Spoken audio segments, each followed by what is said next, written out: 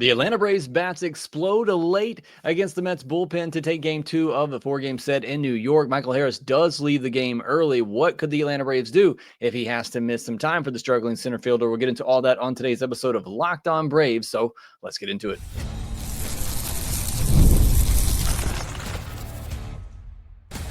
You are Locked On Braves, your daily Atlanta Braves podcast, part of the Locked On Podcast Network, your team every day. Hey, welcome back to Locked On Braves, part of Locked On Sports Atlanta, where we cover your favorite Atlanta sports teams each and every day. I'm your host, Jake Mastroianni. You can follow me on social media at ShortstopBall. Check out the podcast there at LockedOn_Braves on X and Locked On Braves on Instagram. If you're new and watching this on YouTube, please do me a huge favor. Hit that subscribe button, hit the like button, and leave me a comment down below. And if you're listening on the audio version, you can help out as well by leaving me a 5-star review on Apple, Spotify, or wherever it is that you get your podcast. Thank you so much for making Locked On Braves your first listen of each and every day. And as always, a big shout out to all my everydayers out there who continue to tune in, leave a comment, all those nice things that help grow the show and the community here at Locked On Braves. Today's episode, we're going to talk about the 7-4 win for the Atlanta Braves over the Mets on Tuesday. The offense's late breakout in that one. Matt Olson with some clutch hitting. Michael Harris's injury. We're going to dive into Michael Harris a lot in this episode, talk about his struggles, what he needs to do to improve what the Atlanta Braves could do without him. And if this is an injury or if they just wanted to give him a breather, where could the Atlanta Braves go? So we've got a lot to get to on today's episode, which is brought to you by Monarch Money. Take control of your finances with Monarch Money. Use code LOCKEDONMLB at monarchmoney.com for 50% off your first year. Well, the Atlanta Braves win 7-4 over the New York Mets on Tuesday, a comeback win after falling behind 3-0. They got a big 5-run, 6th inning, added on a couple of runs late with some clutch hitting by Matt Olson and Austin Riley to get the 7-4 win and guarantee themselves a split in this 4-game series in New York. And I talked about it coming into this series. The first 2 games of this series, the pitching matchups were heavily favored for the Atlanta Braves. So you really wanted to get those first 2, as you always do in a 4-game series, and the Braves were able to get it done. So step 1 complete. And look, it's going to feel bad if you win the first 2 and then drop the second 2 of, a 4-game series. You're always going to walk away with a bad taste in your mouth. But remember, coming into this series, it still felt like if you went up to New York, where the Mets have been fantastic all year long, and you earned a split with the way this Braves team has been this year and their inconsistency and coming off a series loss in Miami to the Marlins, you felt like that was going to be a win. And so they've already done that. Of course, you want them to finish it off and win at least one more to get a big series win over the Mets as they finish off this month against their division rivals. But again, to be able to at least win the first 2 where you had the positive pitching matchups in your favor is a great job by this Atlanta Braves team. Now, through 5 innings in this one, the pitching matchup didn't necessarily go in the favor of the Atlanta Braves, as Frankie Montas pitched 5 scoreless innings somehow, even after having an ERA over 10 at the minor league level in his rehab outings. But he is able to pitch 5 scoreless, and the Braves finally got to that bullpen we'll talk about in a minute. But let's start with Spencer Strider. 5 innings, only 2 hits allowed, 4 walks though, 3 earned runs, 8 strikeouts on 91 pitches. I thought he looked really good in this one, outside of that 4th inning where he just lost command for a little while in this one and walked 3 batters in that inning. And the at-bat of the inning for me was when he was facing the catcher, Torrens. He had him up, and he was up in the count 1-2. He had just painted a fastball perfectly on the outside corner. The umpire was giving that at times throughout the night. Sometimes he wasn't, but for the most part, he was giving you a little bit off the edge to right-handed hitters. He got that call, and with Spencer Strider's slider, if you are able to just execute a decent slider off the plate away after painting 95 and after knowing that the umpire is giving that pitch, it's an easy strikeout. Innings over. You only allow 1 run. Instead, he spikes 2 sliders, ends up walking him.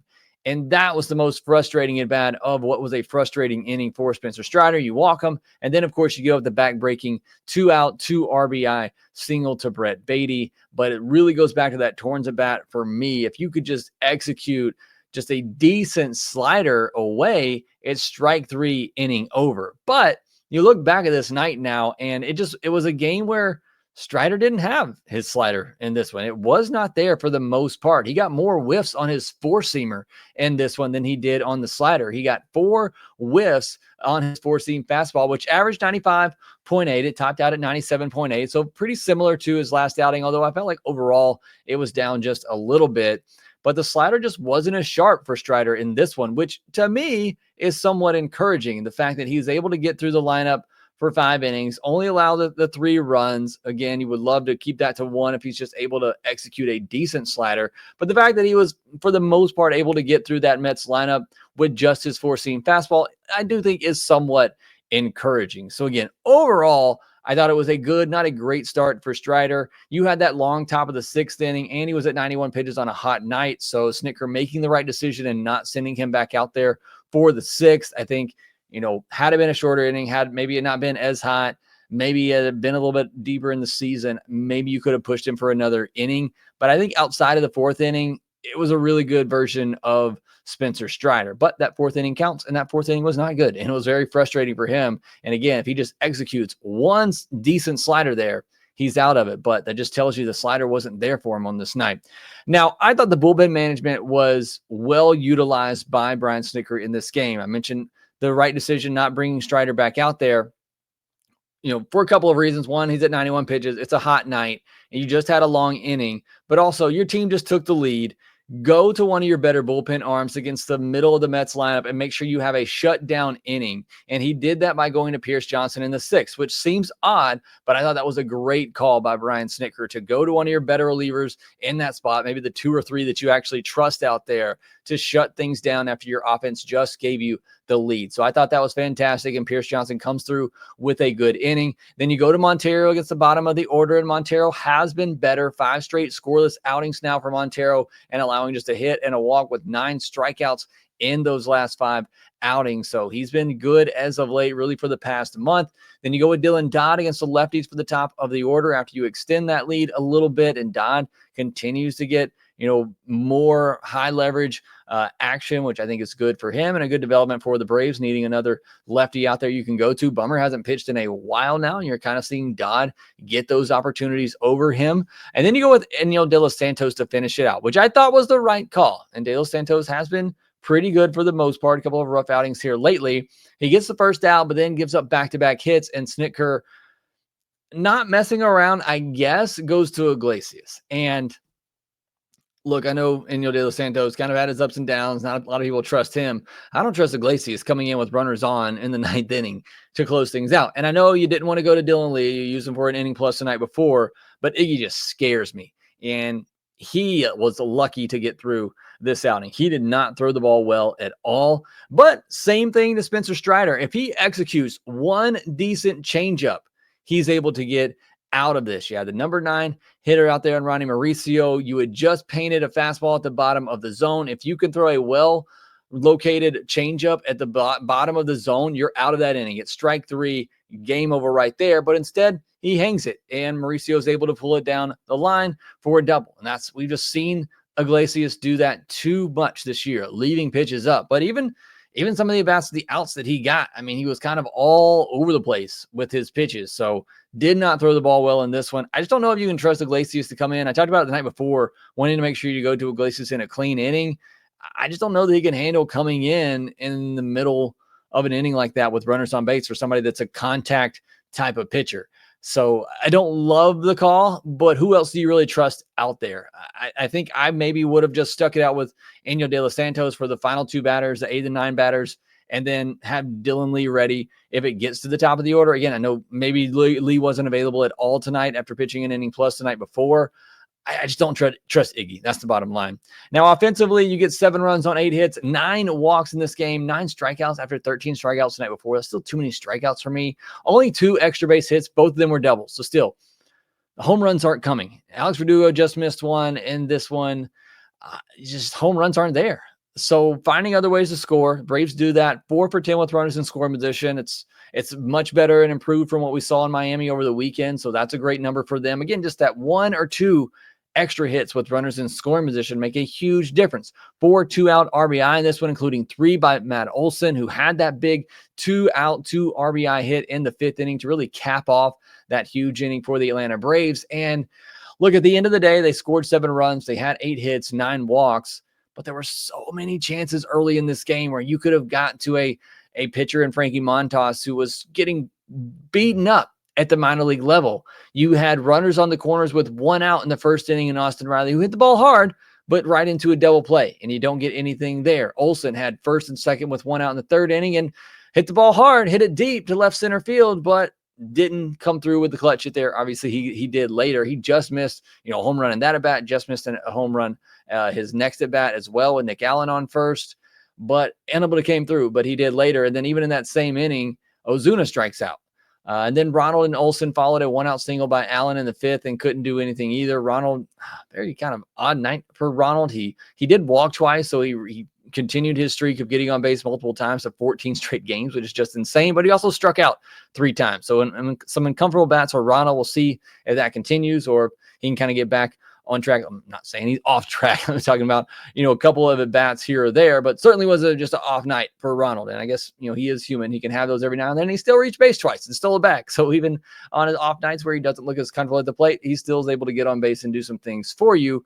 Matt Olson, I mentioned the big 2-out RBI, and Nick Allen, a 3-hit night. We mentioned this on the postcast. There aren't going to be too many games where Nick Allen has 3 hits and doesn't score a run, but he had a big RBI hit in that 5th inning, just shooting the ball the other way, hitting some line drives. If he could do that, just be a singles machine and get on base in front of Acuna and Olson and play Gold Glove defense, then I'm fine with Nick Allen as my shortstop. And he was able to do that for you tonight. So again, at the end of the day, offense scores 7 runs. They explode late against the Mets bullpen, who, look, talked about on the postcast after game 1. They had to go to some of their top arms because they were trying to go for the win in game 1 of this series, and that included Reed Garrett, who you then brought back out in a clutch situation on Tuesday night. Braves had already seen him the night before, and they're able to get to him with that big hit from Matt Olson. So you're seeing 1 win kind of leading to 2 wins for the Atlanta Braves, with the Mets having to utilize some of their big arms in that first game and not really being able to go to in that second game or having to use them again.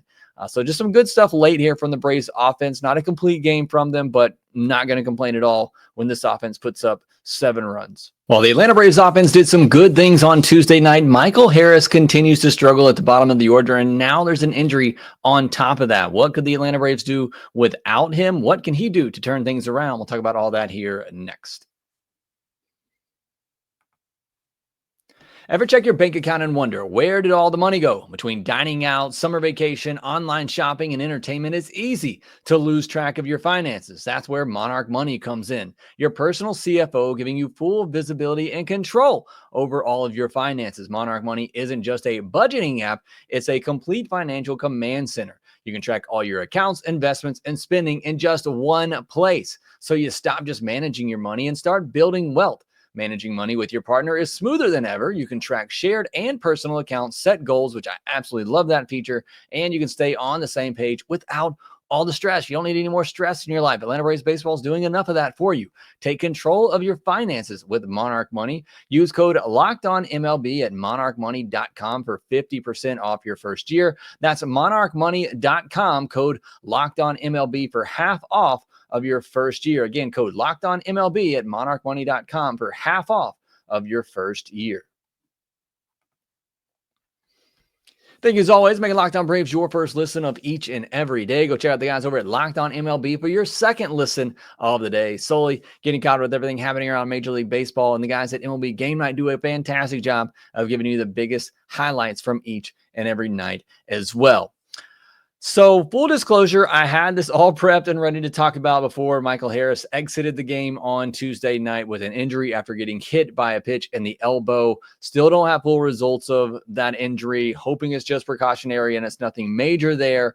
But I'd already kind of planned to talk about Michael Harris and his struggles, what he needs to fix, and what the Braves' options are without him. And again, if there is significant injury here, we might have to spend some time without Michael Harris in the outfield. So again, it might seem a little distasteful to talk about this after he gets injured and has to leave the game, but this was already queued up to talk about. So let's get into the particulars of Michael Harris. He just turned 24 in March, which I think is very important to remember. He won the NL Rookie of the Year back in 2022 as a 21-year-old with 4.8 F4 that season. He backed that up with another good year in 2023, 3.8 F4.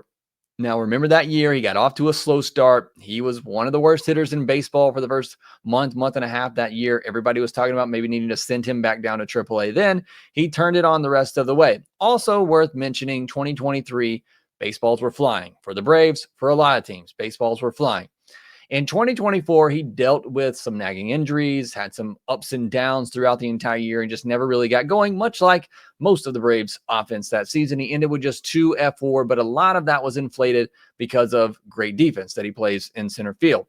And now this year, in 2025, it's to the point where he's among the worst qualified hitters in all of baseball. And that is not hyperbole. He ranks 159th of 161 among qualified hitters entering action on Tuesday night with a 54 WRC plus. Only Joey Ortiz of the Brewers and Britton Doyle of the Rockies have been worse hitters than Michael Harris this year. Again, among qualified hitters. And his offense, if you look at it in totality now, has regressed every single season that he's been in the big leagues, going from a 137 WRC plus to 115 to 99 and all the way down now to 54. So what's changed for Michael Harris from anything that we saw in the first 2 years and the first 3 years to this season? Because you look at the percentile rankings for Michael Harris on his Baseball Savant page, really nothing changed from his 2022 and 2023 seasons to his 2024 season. All the metrics, his percentile rankings are basically exactly the same, but we saw him take a dip offensively in 2024. In 2025, there are some notable changes for Michael Harris, some noticeable dips in his percentile rankings and his numbers. And the first one is his barrel rate. His barrel percentage has dropped from around 10% in the first 3 seasons to just 6% this year. So he's not catching the ball on the barrel consistently. And obviously, catch the ball on the barrel, you're going to be able to make harder contact. You're going to have better results. That's how the game works. His average exit velocity was set between 61 and 75th percentile in his first 3 years. It's in the 40th percentile this year. So he's not hitting the ball hard enough, consistently enough, although that's a bit misleading. Percentage-wise, his average exit velocity is 89.3% compared to just 90.5% and 90.9% the previous 2 years. And it was actually 89.5% in his rookie year. So his average exit velocity on the whole is not that much different than what we've seen the first 3 years, but compared to his peers, it is much lower as he's in the 40th percentile overall. And what you've actually seen tank is his hard hit rate. And hard hit rate, balls hit 95 miles per hour or harder.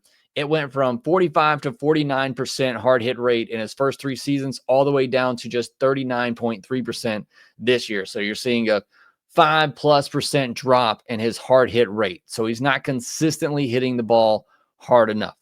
So you see those two things, not getting on the barrel enough, not hitting the ball hard enough. Those kind of go side and side. And that's one key area, one big difference when you look at the percentile rankings for Michael Harris as to why I believe you've seen the numbers drop for him. His strikeout rate, his walk rate are in line with his career norms. He's always, had a pretty good strikeout rate. He's always had a really low walk rate. Now this year it is, incredibly low. I think, it's been over a month now since he's issued a walk and drawn a walk. So, again, but that's never been part of his game. He's always been somebody, he's aggressive swinger. He doesn't strike out a lot. He doesn't walk a lot. That's been his game. And one thing you look at, while the percentage of pitches he swings at outside of the zone have always been bad, it's up nearly 4% this year from his career average. So again, he's always had high chase rates. He's always swung at pitches out of the zone. But again, he's had good results from that. But this year, he's swinging at even more pitches out of the zone. And while his contact percentage and his zone contact percentage are career highs right now, so he's making a lot of contact. He's making a lot of contact in the zone. He has good results on pitches that he's putting in play that are in the zone. He's making contact on pitches inside of the zone 91% of the time. So pitches in the zone, he's putting into play. He's making contact against. He's just not making good enough contact. And you also look at his first pitch strike percentage. It's almost 68%, well above his career average. And it feels like every time he goes up there, he's nearly in an 0-1 count just about every single time. It's funny. Obviously, I was writing this up, prepping for the podcast and watching the game on Tuesday night. And his first at bat, what does he do? First pitch, 95, right down the middle, and he takes it. So, and I will say this, before he left the game on Tuesday night, and again, small sample size, but I think you saw a little bit of approach change. Again, you saw him take that first pitch. It's just happened to be 95 right down the middle. Unfortunate, but it seemed like he was going in with the game plan with, I'm going to take the first pitch. I'm going to try to get into this at bat. And then there was another bat later where he struck out, but he laid off some changeups down. I'm going to talk about off-speed pitches in a moment, but he laid off of some changeups down out of the zone that we've seen him chase after a lot this year. He ended up striking on a really good front door two-seamer that caught him inside. That happened to a lot of hitters on Tuesday night, including Juan Soto.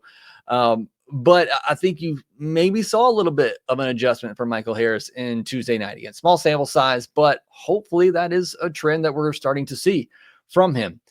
He's struggling against all pitch types. And he has a negative run value against four-seamers, sinkers, sliders, changeups, and sweepers. Those first four pitches are the pitches that he sees most often. Four-seamers, sinkers, sliders, and changeup. He has a -8 run value against four-seamers and sinkers. So he's really struggling against the fastballs this season. Now, he has a 276 expected batting average against four-seamers compared to his actual batting average of just 218 against four-seamers. So there is some bad luck there on balls put in play on four-seamers that needs to adjust itself. It needs to work itself out. And he has a 48.4% hard hit rate against four-seamers this year, which is in line with what he did last year, but well below what he did in 2022 and 2023. So you've seen that hard hit rate go down overall. You've seen it go down, nearly 6-7% against four-seamers. So he's not doing enough damage against four-seamers. I got another stat on four-seamers here in a second that's probably pointing a little bit to why that is happening. And what's crazy is based on FanGraphs clutch metric, he's easily been the most clutch player for the Braves this year with a 1.67 clutch rating. No other regular, Olson, Ozuna, Albies, Riley has a positive clutch rating. That's unqualified hitters, but even Acuna has a negative clutch rating this year. Harris is one of the very few players, again, based on this stat that FanGraphs has, who has been clutch for the Atlanta Braves this year. And you think about it, he's had some big home runs, big 3-run homer not too long ago. So he has come up in some clutch spots this season for the Braves. So what's the issue? You look at all this data, nothing really has changed other than he's just not making consistently hard contact, not getting the ball on the barrel.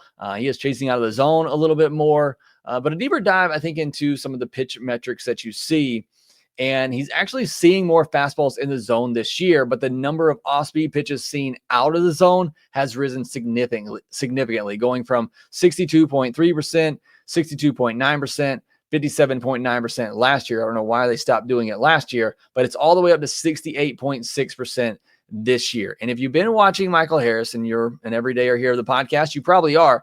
You've noticed he's chasing a lot of pitches, off-speed pitches below the zone. A lot of those changeups. That's why I just mentioned on Tuesday, it was good to see him take some of those changeups. Now, they were bounced, but we've seen him swing at those pitches this year. So it's good development. Again, one at bat, but not seeing him chase those pitches because he is seeing a large number of off-speed pitches out of the strike zone compared to previous seasons. I mean, you're going to see breaking balls, off-speed pitches normally out of the zone regardless, but you're seeing it up even further than what has been in the past for Michael Harris. What's also crazy about this, the swing and misses for Michael Harris on the off-speed pitches are at a career low rate. And so the problem here is that he's swinging at more off-speed pitches out of the zone. He's making contact with those pitches, and those aren't pitches that you want to be making contact on. And that's leading to a lot of this decreased barrel rate, this decreased hard hit rate, is that he's getting more off-speed pitches than ever out of the zone. He's swinging at all of those off-speed pitches, and he's making contact with all those off-speed pitches out of the zone, creating weak contact for him. His hard hit rate on off-speed pitches has gone from just above 40% the first 2 years all the way down to 21% this year. So you're talking about he has cut his hard hit rate against off-speed pitches in nearly half. But again, off-speed pitches are the third most pitches that he sees behind fastballs and breaking balls. But it just is crazy how many more off-speed pitches he's seeing out of the zone, how much more contact he's making with those pitches out of the zone and how his hard hit rate has been cut in half on those off-speed pitches, just in total, not necessarily out of the zone, but off-speed pitches in total.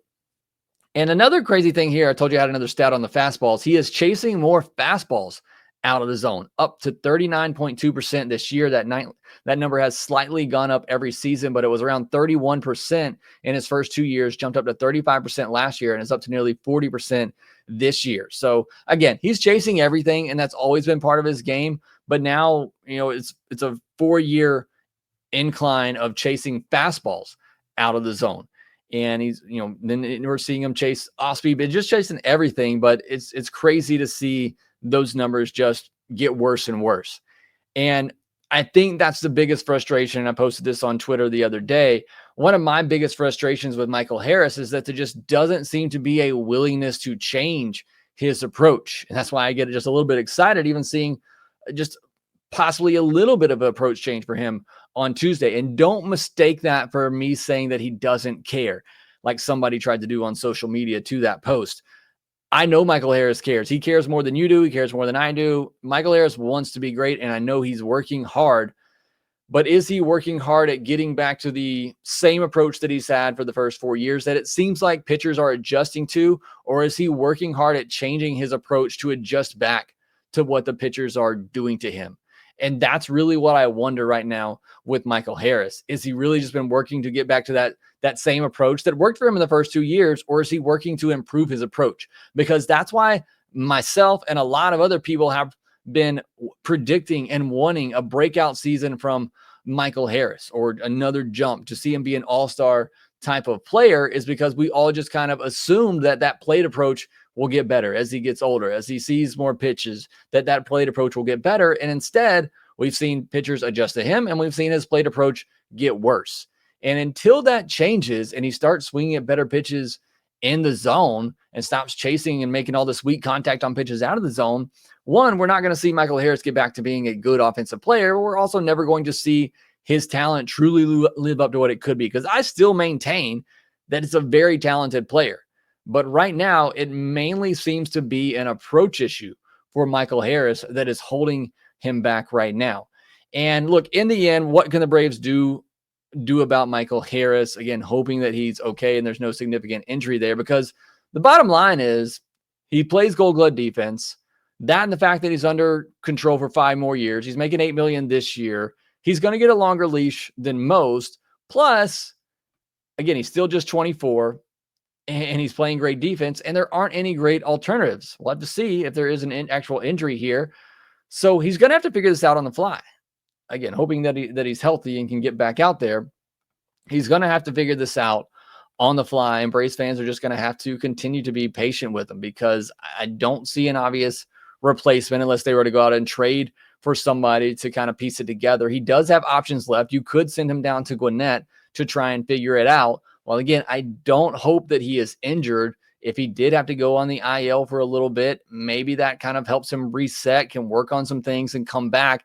It does feel like he needs a break, a refresher to try to get things going, to try to change that approach, which you can hard to do in the middle of a season. But you can see it. The confidence just, he's a super confident guy, but it's just not there right now for Michael Harris. But again, there's just not an obvious candidate to replace him. He's playing great defense. He's under contract, and he is just 24 years old. But how long can you deal with him being one of the worst hitters in baseball, even with the Gold Glove defense out there? Can you not find a Carlos Rodriguez who at least plays serviceable center field for you and at least give you something average-wise at the plate? And again, I don't know that he's a huge upgrade offensively, like I talked about on Tuesday's episode. Can Eli White piece it together in center field and maybe get back on track with more everyday at-bats? I don't know, but that's kind of my point. We don't have any great alternatives in center field right now for Michael Harris. And you're certainly not going to push Ronald out there in center field like they did years ago. So again, I think you're just going to have to hope that he figures it out here and turns things around and makes those approach changes. Because I really think that's going to be the difference for Michael Harris. If he can make those approach and swing decision changes, then I think he can get back to being that really good hitter that we all know he's capable of. All right, next we'll get into a little bit of the news and set you up for Wednesday's game for the Atlanta Braves and the New York Mets. We'll do all that here next.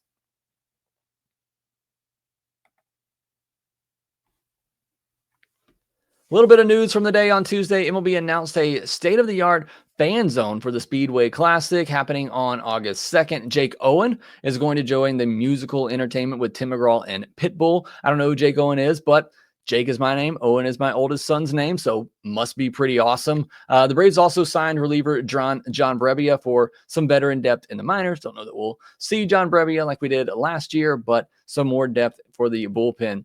Beat Didier Fuentes versus Clay Holmes on a Wednesday. This is the one in the series that you circle. Like I talk about the first two in this series, you kind of look at the pitching matchups on paper and you think those should be in favor of the Atlanta Braves. But you look at this one on paper, and this one seems like it heavily favors the New York Mets. But Fuentes, I'm excited to see what he can do again. Obviously, without Chris Sale in the rotation, the Braves will be searching for a fifth starter. We'll see how long of a leash he gets and how long of a look he gets. Who else kind of pushes them? Hurston Waldrop had a decent outing on Tuesday for Gwinnett. But I'm excited to see what Fuentes can do. It's going to be a much different environment for him, but hopefully he was able to shake out some of those jitters. My expectations are low for him. Just be quite honest, 20-year-old. He has good stuff, but going to a hostile environment.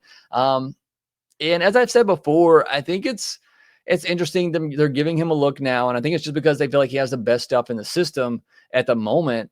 But, if the Braves are able to turn things around, get back in this race, at some point this year, you're probably going to dial back the innings on Fuentes, who's a 20-year-old with big stuff.